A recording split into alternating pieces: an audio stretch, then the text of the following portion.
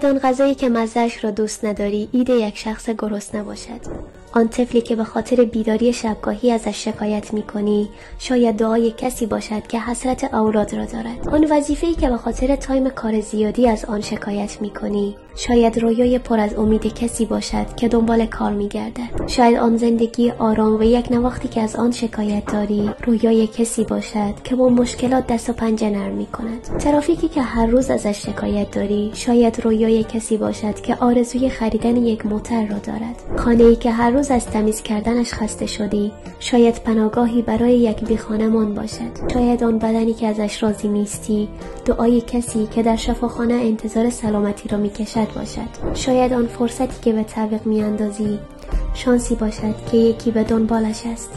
قدر داشته های من را بدانیم.